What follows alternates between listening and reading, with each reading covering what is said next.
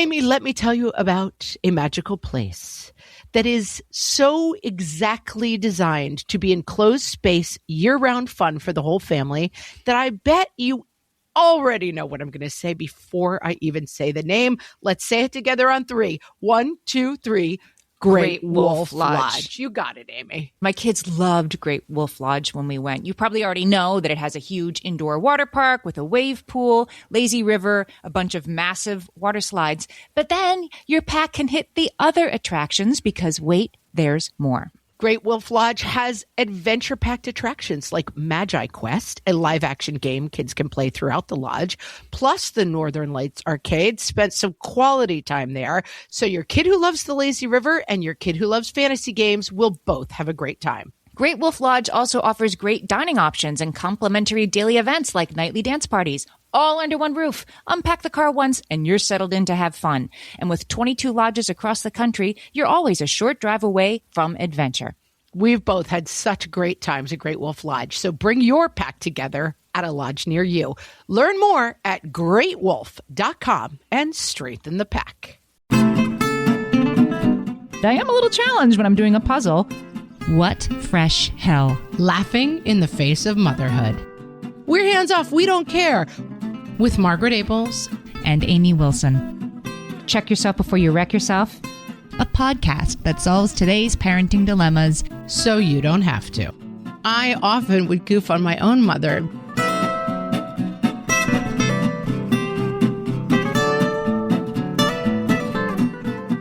Hello, everyone, and welcome to What Fresh Hell, Laughing in the Face of Motherhood. We're laughing because Marshmallow is growling in the background. This is Margaret. She's sneezing or something. She's doing, She's making some funny noise. Anyway, welcome. This is Amy, and this week we're going to be talking about pushing kids the just right amount. Not too much, not too little, hard to know, different for each kid and all that, yes. But we're going to talk about how do we even know how to begin to balance this? Amy, as you like to say, I'm soaking in it. I've been having this conversation again and again and again lately. And I do think, whether it's little kids, should they stay on the sports team or should you let them quit if they're miserable? Or as my kids start high school, getting into the kind of college-based Northeastern rat race of doom. This is a really hard question that vexes me. Yes. And let me tell you, the perspective that I have of having older kids. So my kids are 15, 18, and 20. And of course, they're turning into real adults now. But the sort of the 4-year-olds that they were are still in there. You know what I'm saying? I still see them when I look at them. Oh, did you just say a mouthful? Absolutely. The 10-day-olds are still in there. And the approaches that they need and the pushes and pulls and hands off and hands on that they need are not only vastly different for each kid, but the good news is they're not that different when they're 18 that they were when they were 4, if that makes sense. That's good feedback. I mean, I just was facing this. It's midterms week at our house, and I have a kid who I think is studying really hard. But when I talk to other parents, I think he's studying a third of what some other kids are doing. There are Yes. definitely kids who are studying 6 hours a night. I mean, he's in 9th grade. He's studying maybe 2 hours a night, which seems like a lot to me. And then I think, I don't think we're really hitting our goals here. And then last night, I wasn't feeling well. My husband was busy. We had a show we really wanted to watch, and we kind of got to the point of, should we run another whole round of index cards? And we were like, no, we didn't. And I don't know how he's going to do on the tests. I think if preparedness was a 1 to 100, he's probably a 62 on prepared, which doesn't hopefully mean that he's going to get a 62 on the exams. But I think I suffer from being an under pusher, I think. Right. I'll throw down a gauntlet early on this because I think it matters.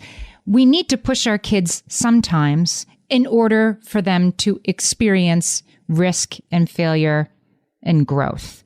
Whether it's, yes, you do, you're ready to take advanced math or you're ready to jump off the dock even though you're a little scared, right?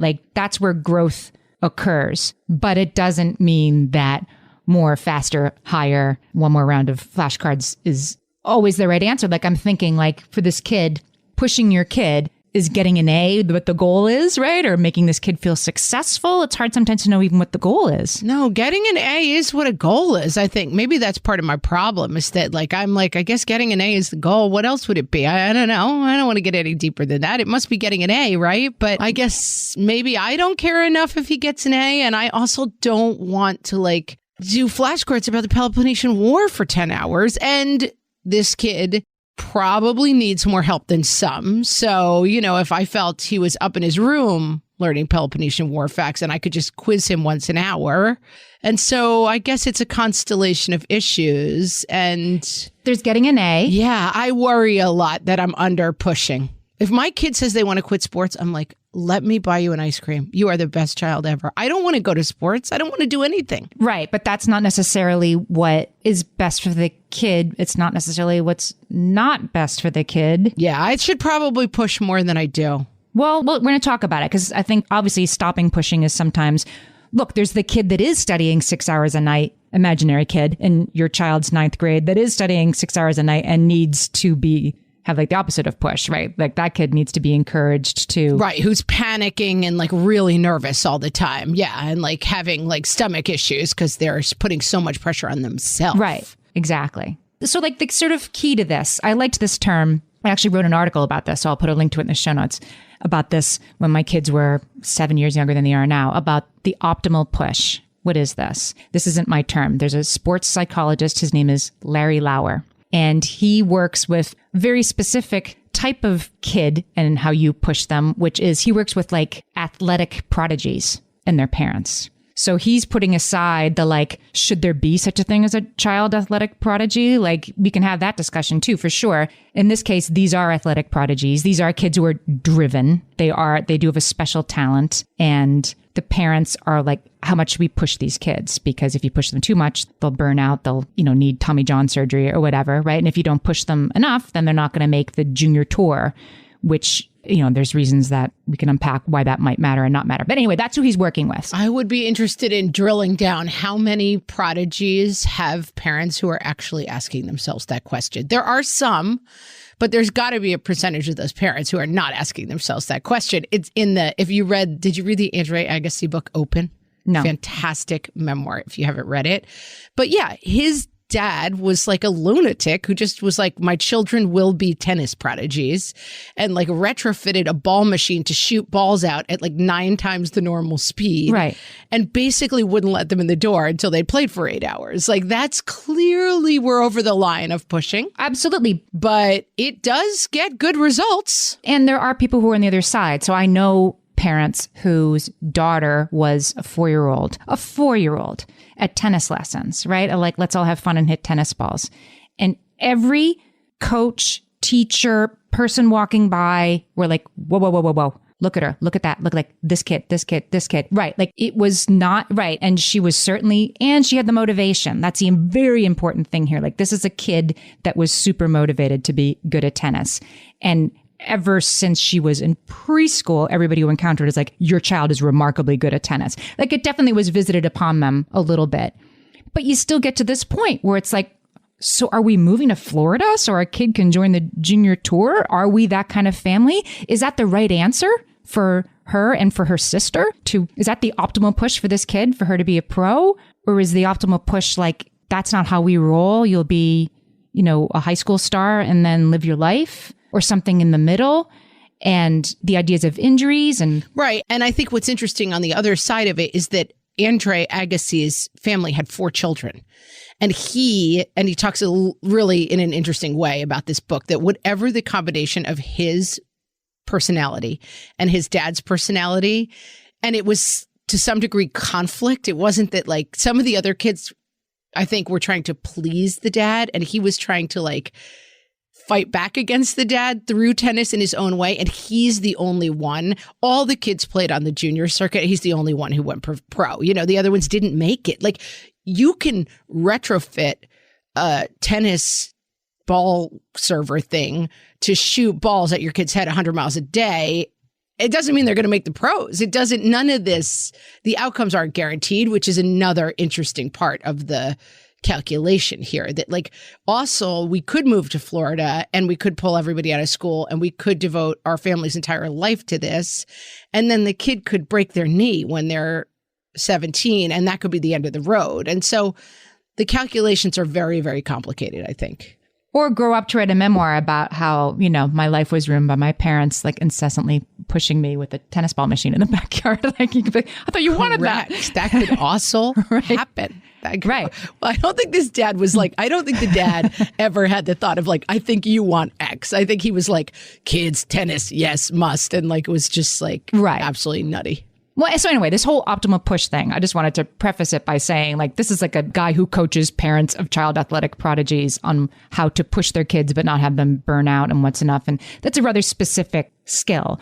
But I really liked where he's coming from. So he says optimal push has how to know. It's different for every kid, which is, of course, easy to say, but I think it's true. And he says 3 things go into how much to push a kid in any given thing. It's their age, it's their ability of what they're being, you know, pushed in, and their desire to be pushed. That's a nice touchstone. That makes sense to me. Like if your kid hates tennis, then right. Yeah. So like about a homework thing, if your kid is like resisting doing homework, I have a kid who really resists doing like reading for school, like hates reading, doesn't read any more than they have to. That's not a good way to get better at reading. P.S. Right? But how much I can push this kid on you really need to read more. Reading's hard for them.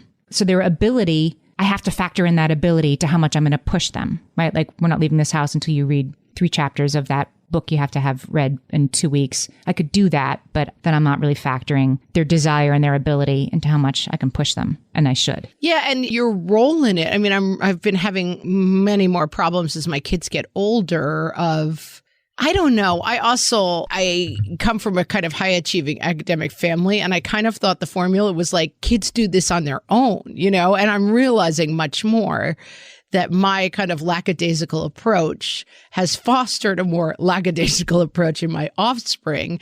And so I'm having conversations where I'm saying, are you prepared for the test? Oh, I got it. It's no problem. Going to nail it. And then they come home with a 57. Like that actually surprises me. Like I kind of thought that it just one went with the other. Like if you think you're ready, as they move into high school, I am finding that not to be the case. That if my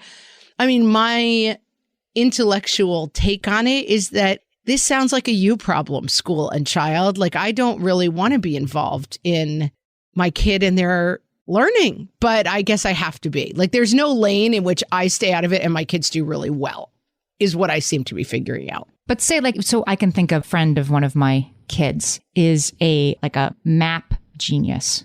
Can visualize, this is an older kid, a kid in high school, can visualize maps of countries, not only current, but like this is during the Peloponnesian War, to use your example, like this is what the archipelago, if you can see my geographical knowledge, I'm making this up, the archipelago would have looked like this during the Peloponnesian era, can freestyle draw this, right? And of course, that's an innate ability and very motivated to learn more about it and know about that. If you have a kid, so picture that 5-year-old, right, who's fascinated by maps and globes and history and stuff and has an extreme desire to learn more about that. I would argue like you kind of do have a responsibility to that kid. Like, okay, I think we're going to find some like archaeological camp this summer or whatever, or we're going to start reading more books as a family that are about. Yeah, we're going to spend time at the Museum of Natural History. Yeah, I agree with that. I think it's leaning in to strengths probably, and then supporting weaknesses seems to be part of it too. I have a whole thought about this, Amy. Let's take a break. We'll be right back. Hellions, it's time for some spring cleaning, and I don't just mean the coat closets. Doing your financial spring cleaning can actually be super easy when you let Monarch do your financial spring cleaning for you. One dashboard that gets your entire financial life organized. No more clutter, no more mess, no more logins scattered everywhere, just accounts, investments, property, and more, all in one place. Get your first year of Monarch for half off, just $50 with promo code FRESH. Monarch allows you to look not only at what you've already spent, but also to plan for the future. With Monarch, you can set savings goals, plan for big purchases, and notice spending trends before they become a problem. I can generate cash flow reports that show me what we spent this quarter, this month, what we're probably going to spend next month, and feel prepared, organized, and knowing how to plan for the future. No more surprises and a lot more clarity. Try Monarch. Use code FRESH at monarch.com to get your first year half off at just $50. That's 50% off your first year at monarch.com with code FRESH. All my kids learned to swim when they were little. It was super important to me that they be confident and safe in the water. There was only one problem with that: taking them to swim lessons. I mean, the pools were freezing. There were always cranky adults doing laps right there. And it was definitely not, for any of us, what you would call fun. Amy, heard. But now there's Goldfish Swim School. Goldfish takes a really thoughtful approach to swim lessons, combining research-based teaching with a warm, kid-friendly environment that actually helps kids thrive in the water. Every detail at Goldfish is thoughtfully designed to create a golden experience, from shiver-free, warm indoor pools to comfy waiting areas for parents to professionally trained lifeguards on deck. Goldfish uses an approach called the science of swim play, which combines guided play with proven teaching techniques to help kids learn to swim, build water safety skills, and gain confidence, all at their own pace. Lessons are designed to meet kids exactly where they're at. If you've been thinking about swim lessons or just wondering where to start, this is a great opportunity. Right now, Goldfish Swim School is offering a waived membership plus your child's first lesson free at participating locations. Just visit goldfishswimschool.com/free to find a location near you and enroll using promo code FREE. That's goldfishswimschool.com/free, promo code FREE. Similarly to the map making child, I have a child who has a really, really intensely good memory. Like, you can say, like a kid who in regular conversation is like, do you remember September 10th of 2016 when we went to that yogurt shop? And I'm like, definitely remember the yogurt shop. Would not have remembered it was this day of the week on this day of the year. This kid did fairly well in school, in middle school. As long as the only task was memorization, this kid could kill any test because they have an intensely amazing memory. Yeah. Now, as they get further along in school, it becomes much more compare and contrast these two religions as they grew in these two countries. It's a very different question than tell me the 8 principles of this religion. And so, yes, as it gets more abstract, they struggle more and they do need much more study support, because if it was just memorize I'm going to help you write these facts on cue cards, like and index cards, and you're going to memorize them, nailed it. But to make the abstract connections, they need a lot of support. And so I am pushing them to study more and pushing them to try to get these things into their brains in a way that I think, yeah, maybe it sometimes crosses the line, but it's seasonal too. Like when they need these supports and this push, they really need it.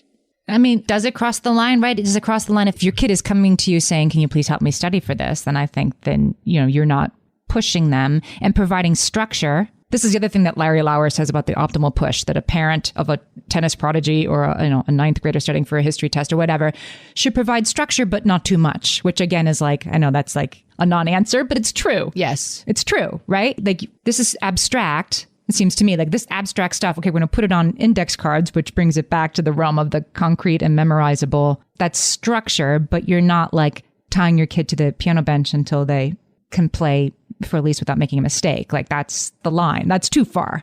That's too much structure.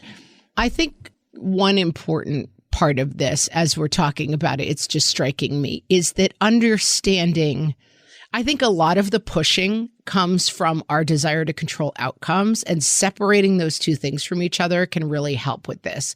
And I'm going to use a fairly strange example. Years ago, when the show The Sopranos was on, even the young Gilocks among us probably remember Sopranos, big hit show, starring James Gandolfini as the mafia boss. And then his mother was this nightmarish lady. Livia Soprano, played by Nancy Marchand. And she was like a monstrous mother, but kind of in her own weird way, beloved. And like, you just couldn't get enough of her. Wonderful character. I went to see David Chase, amazing character, who wrote the show. And somebody said, how do you make, these horrible characters seem likable. And he's like, well, we rewrote and rewrote and rewrote. And, he was saying he was exploring his own relationship with his mother. And many times he took it too dark. And the other writers would be like, whoa, whoa, whoa, no. And didn't need to hear that. But yeah, like, no, but let us out of the room, please. But then the most important part is that they were reading for the mother for days and days and days. And like these different really talented actresses would come in and be like doing it. And then everyone was like, it's not funny. It's disturbing. It's weird. It's not going to work. And that they were every night, like, we're going to have to ditch this character or rewrite it. And then they had auditions scheduled. And like the story goes, on the Friday, Nancy Marchand came in and read it. And they were like, oh, that's it. Like, that's the role. And they never rewrote any part of it. She just clicked with it. I think about that all the time in so many different things I'm doing that I'm trying to, quote unquote, make work, that I'm going to rewrite, I'm going to push on it until it works.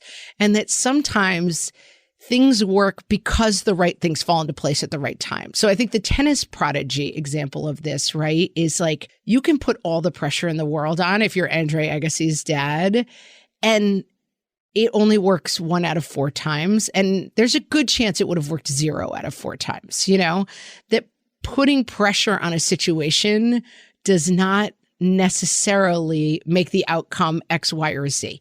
And that often putting pressure on a situation only crushes all the people involved in the situation and doesn't actually get you to where you want to be. Does that make sense in terms of what we're talking about? It does. But then I think sometimes we can sort of, villainize these parents. Your relationship with your child should be more important than whether or not they make the tennis tour, right? But there are great, artists and tennis players and people whose parents encourage them and help them with their vision. It's got to be the kid's decision, I guess, at some stage. When your kids get older, they can decide. But I'm thinking of like a kid who plays travel baseball, that some mom listening is driving her kid to 2 states in a weekend to pitch in these tournaments and whatever.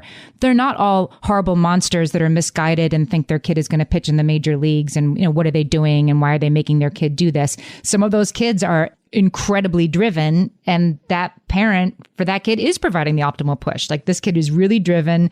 The parent doesn't really know or care where this is going, but they love that kid that much to support them. Like, there can be a case in which a parent doing a lot to support a kid's unique interest is warranted. It's just hard to know sometimes. 1,000%. And I often would goof on my own mother. I would love nothing more if I could play an instrument. Like, I would love to be able to play an instrument. Mm-hmm. And my mom was like, you know what? You were the third in 3 years. Your sister, I drove her to piano and made her miserable. And your brother, I got around town with the stupid trumpet, and it was miserable. Everybody hated it. And I just didn't have the energy to do it with you anymore. And I'm like, I get it. And then I find myself having these conversations with my kids a lot. We went overseas for the first time ever, and I had studied French pretty seriously. I learned French as a kid. And then in the 6 months before I took my kids to France, I started listening to podcasts in French and doing, the apps and stuff and refreshing my French. So fun. And it was really fun to be speaking in French to a bunch of strangers and making conversation. And my kids were kind of wowed by it. And I was really, really glad to have that skill. And it's because my mom really pushed me to learn that language as a kid, probably with a lot of annoying opposition from me as I think about it. And so as I joke about, like, I would love to play an instrument right now, like, she was like, I couldn't put it on the list.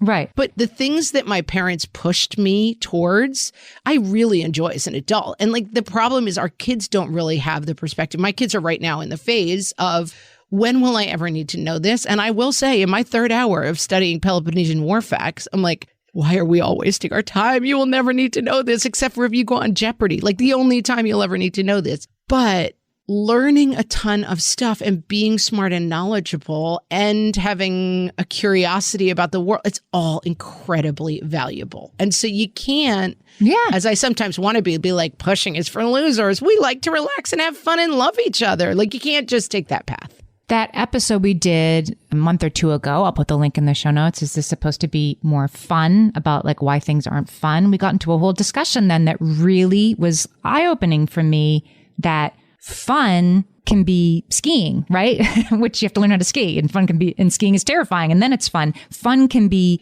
The feeling of flow is being deeply involved in something that is just the right challenging for you, training for a marathon and then running a marathon. I'm using physical examples. I'm sure there are other examples that I'm not thinking of, like learning to speak French or whatever. It's not easy, but it's certainly fun. It's definitely fun to have been pushed and now have that skill. And I think sometimes we equate fun with relaxation, and like doing a puzzle is fun and relaxing. It's not really hard, but I am a little challenged when I'm doing a puzzle, right? If and like, I don't know, the apple is really big and like it's for sure I do. Yeah, the challenge is fun.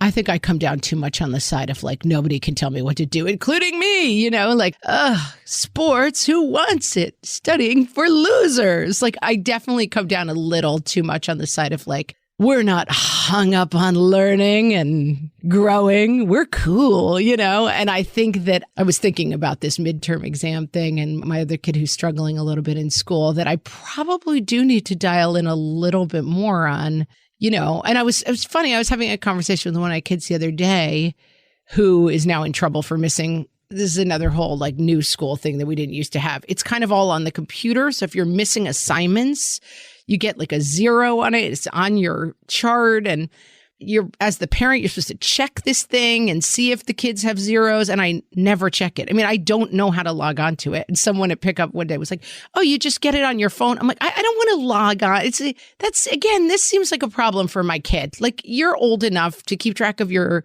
assignments, but he has not been.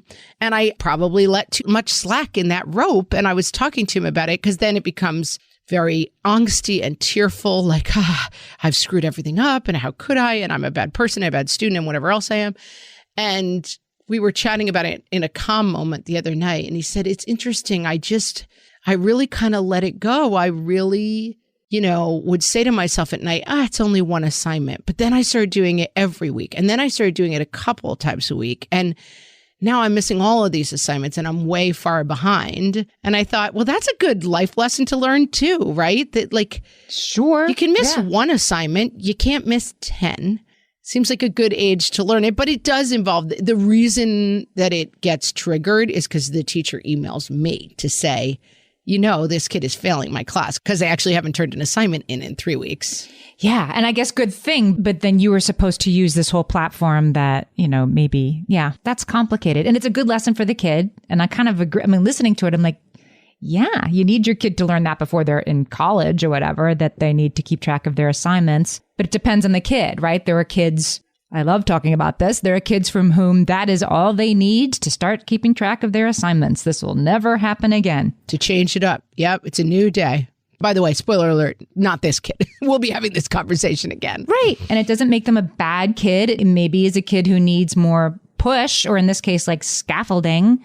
And you can figure out what the scaffolding is. And as they get older, where I'm at now is like, okay, the scaffolding is now here, but you've got to do repairs to the scaffolding. As they need occurrence, you're going to be the one fixing the scaffolding because I'm not going to know what's happening. I need to be more removed from this. It never stops being hard. And I also think reflecting that, and I'm thinking about it, and it's very helpful that like the push, it needs to be consistent pressure, the push, I think, because it can't be like, we're hands off, we don't care. What? You're failing 3 classes? This is unacceptable. Right. Now we need to bear down. That a little bit of push all the time is better than like totally random pushing, that it's a little bit of like, how are you doing? Let's check this thing. And my compromise has been, you check it every night and tell me what's missing. Because he's not lying, this kid. He's just sort of like, it's not that bad. I'm sure it's done. It's close enough. And then he's going and getting on screens. And so the new system is you check it. And while I'm sitting here, I'm not looking at it. I'm not getting involved. While you look at it and you tell me if it's done for tomorrow. And then you could get on screens. Because he's not going to lie to me, I don't think, and say it's done when it's not. Because then he knows. Like, he knows enough to know that then the hammer would really come down. But he needs now a like checkout of homework time pass from either myself or his dad before he can play screens. So if I see him on screens, I'm like, who checked you out? And it just means like, are the assignments that are due done? And that's like a little bit of scaffolding and help every night, as opposed to like, you're doing great, right? Yeah, I'm doing great. And then panic once every 3 months when the emails inevitably come in that say, spoiler alert, he's not doing that great. I think that sounds like a great plan. All right, we'll take a break. We'll be right back. This is a Monday.com ad. The same Monday.com designed for every team. The same Monday.com with built-in AI, scaling your work from day one. The same Monday.com with an easy and intuitive setup. Go to Monday.com and try it for free.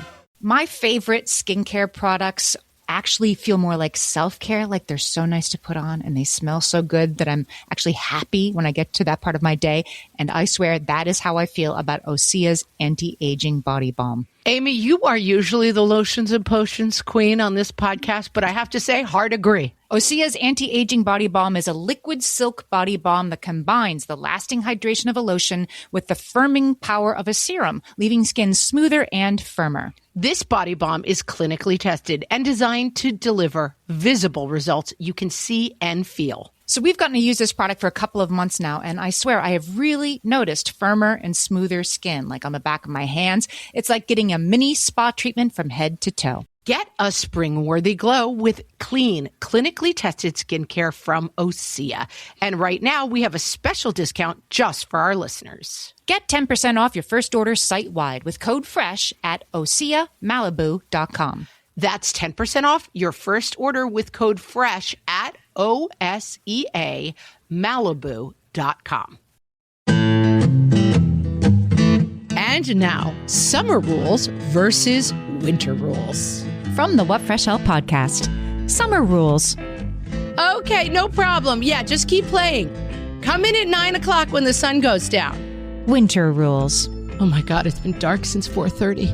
We're having dinner at 5 and then starting our bedtime routine at 5:20. Summer rules. Just make sure you guys check in with me like once a day by text so I know where you even are. Winter rules. Yes, you are coming to the grocery store with me. Otherwise, you will not have been outside all day. Summer rules. Who needs screens? We're going to the park and then the pool and then the ice cream store. Winter rules. Listen, when you start getting that really bad screen headache, limit yourself to only 30 more minutes. Summer rules. This fresh produce is delicious. Who needs to eat anything but ripe avocado and farm-raised meats? Winter rules. Okay, we can get taken, but I'm going to need one of you to put on a German accent when calling the pizza place so they don't know it's us again. This has been Summer Rules versus Winter Rules. From the What Fresh Hell podcast. So I have a fun thing to talk about to make sure that the way to like check yourself before you wreck yourself. Are you pushing your kid because it's too important to Please. you? There's something called achievement by proxy distortion. If you've ever watched Toddlers and Tiaras. I just putting those words together, I know exactly what it is. Yes, it's Sing Out Louise, right? And heaven knows we all, you know it when you see it. And it can be Mama Rose. Right. The coach, the bad dad, football, screaming at Little League. Yep. The dude screaming at Little League. Yeah. The Andre Agassi, like, you know, the pitching machine is going to hit you with balls until you start winning, you know, whatever it is. We know that it's being driven by, there's two kinds of achievement by proxy distortion while we're talking about it. There's benign. Okay. Benign achievement by proxy distortion. That's what we're going for. And malignant. Is when our pride and satisfaction is achieved when we're supporting our kids' development and abilities. Will I be a little bit too excited seeing... This is everybody. Right? Seeing my kid in the spring musical, like, you know, she's in the chorus, she's a freshman, she's going to be in the chorus. Like, will I be like super psyched and watching her the whole time and think she was secretly the best one? Yes, of course. Of course I will. That's because she's me. Well, and this is something that you push back on rightfully a lot, which is that like the thing of like, my kid got into this college and we're so excited, or like my kid made the travel team, hooray, that people tend to be like, oh, look at that mom, like bragging Living about for their kid, right? This is our job 25 hours a day. And so like, I'm going to be proud of my kid when they achieve something, and I'm going to show off my kid doing something that is important to me. And it doesn't mean that I'm pooping all over your kid, and it doesn't mean that I have no life. But it's okay to celebrate your kids because, listen, we work really hard at this. Right. And behind every kid who's going to like play college baseball, right, is some mom who has probably mortgaged the last 5 years of her life to driving that kid around. Oh my gosh. Do you remember that Olympic commercial from a couple of years ago? And it was like the kid like falling a million times, the mom picking him up, and like the mom like waking up to a 4:30 alarm and like making breakfast and then getting the little hockey player out of bed, and like, and then the end, the kids like were turning in the stands to like look for their mom and being like, thanks, Mom. It was a total tearjerker commercial. But it's true. It's like, listen, I've been up since at 4:30 every day for 15 years, and I'm going to boast that my kid won the Olympics on Facebook. I'm sorry. I'm going to take a lap. It's okay. It's okay to feel proud of my kid's accomplishments. And it doesn't mean that like, just living through your kid like a total loser. Right. I think it's unfair. Like, if we're going to have Olympics, then we shouldn't sort of make every one of those parents into like some monster who only thought of themselves, right? They're helping their kid. That's an optimal push right there, at least hopefully most of the time. That kid is happy. But the thing that makes it benign, to quote experts here, in benign achievement by proxy distortion, the parents are aware of the child's limitations. And if the child becomes disinterested, injured, or heaven forbid, exploited, I'm using their words here, then of course the kid stops. Very hard. It is a slippery slope. I don't love the slippery slope in general because I feel like it's a kind of an argument that ruins a lot of things. But I do think that, like with anything, what is that called? Like a loss leader and like good sunken cost fallacy, that it can be hard to get out of something once you're into it. And I have, even for the crazy screaming dad at Little League, like I do have some compassion for it. There is sunken cost fallacy is the idea that like you have put so much into this that you can't give up now. And I think that can happen, and I think for some people that means like their kid wants to quit football in high school when you've gotten up at 4:30 every morning and you have never gotten your Olympic moment and you want that kid to get a scholarship and they want to give up. That's really hard. And I think it can also just be like, you're a very academically oriented family and your kid decides they want to like be a baker and that's not what your idea of success looks like. And it's not because you're a jerk. It's because you have sunken a lot of time and effort onto a path and it is hard to give up on that. And so I think it's fair to feel both ways. I have the perfect example in my own life, which was my daughter was doing ballet and we live in New York City. So she had access to like, real ballet, like some kids get to be in the Nutcracker at Lincoln Center and stuff. She never did that. We did like the sort of less pressured one, but it was still pretty pressured. And she was going 2 days a week, then 3 days a week. And she was very good. And she was sort of saying like, well, I don't know. I don't really want to do it 5 and 6 days a week. And that's what's next. And I kept saying like, but you can't, like, you're so good. You can't quit. Like I loved seeing her up there. I loved seeing her perform. She loved performing. But she was getting to the point where like, I can never hang out with my friends at Starbucks after school because I have to go to ballet all the time. Then anyway, my kid got sick. She got sick from COVID and she was sick for a long time and she just lost a lot of ground. And the ballet people weren't like, she may not come back.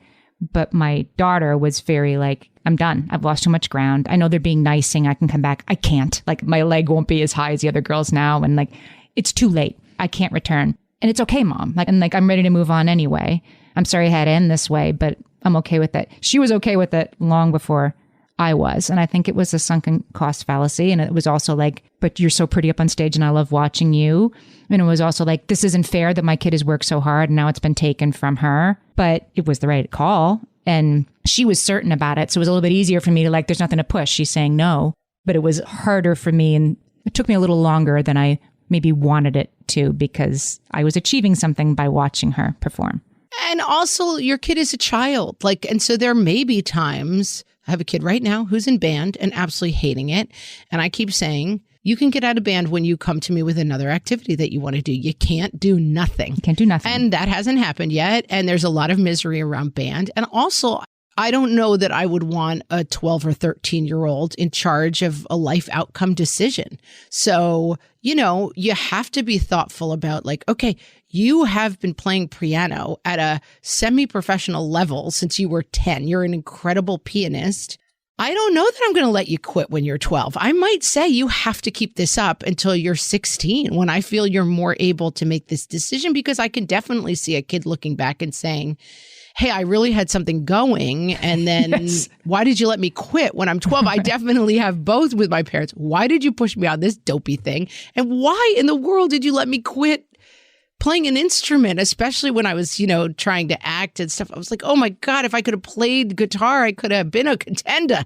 But, again, like There's no saying, I was not going to be Taylor Swift if my parents had just kept me in guitar lessons. There were some other factors going awry there that were keeping me from being Taylor Swift. But there's no, like many, unfortunately, parenting topics, there's no really, really simple answers here. But I do think the idea of saying, why do I want to do this? Why does my kid want to do this? Are those two things aligned? Yep. Is sunken cost fallacy playing a role? And if so, is it playing an appropriate role? Because let's be honest, it might be. I mean, if you have relocated to, Canada so your kid can be a professional ice hockey player and 3 days in, they're like, I'm bored of this. I mean, that may not be the way you're going. You may be like, we're giving this at least a year before we make that decision. And then I think also be aware, if you're more of a me, where you're under pushing, because I think in this conversation, it's been clearer to me that I think because we've talked about this too, sometimes we're like, well, I was parented this way. I feel, well, there was a lot of pushing and there was a lot of achievement in my family. And I kind of define myself as like, I'm not playing that dumb capitalist game, like I am the rebel. And that I think maybe I enforce that too much on my kids. Like, let's just chill. We're cool. And that there may be realms where academically and with sports or activities that they need more push than I'm giving them. Especially, let me say, like joy. Yeah, joyful activities. The pandemic kind of let us off the hook with a lot of this stuff. And I think I never went back. And I think it would be a good idea for me to sit down with my kids and say, hey, we're spending a lot of time at home on screens. Like, are there some more activities we could pursue that would be really fun and that would be fun to know as you get older? Right, and which bring you like joy and meaning and which your kids are motivated by. It's hard when they're like, nothing, I don't know. When they're not living up to their potential, it's one thing. When they're doing their very best and like, I don't want to do ballet anymore, then you have to look in the mirror about the achievement by proxy distortion and be like, okay, I guess it's your life. Okay. And you just put your Swan Lake costume on in the closet quietly and cry. Yes, exactly. We could have done it. We could have done it. Friends, we want you to do something for us. We want you to check out all of the offerings that we have at adlistmedia.com. Tons of podcasts with mom audiences that we love, and we want you to subscribe. Go to adlistmedia.com and subscribe to all the podcasts you see featured. There are so many good ones, and you will recognize so many of the creators who have been guests on our show, and we'd love you to check it out. That's right. They've been guests, and we're like, you know what? Would you like to be part of Adlist Media? Yeah. And they say yes. It's exciting. Exactly. There's tons to explore. So please check that out. And with that, we will talk to you next time. Thanks, everybody.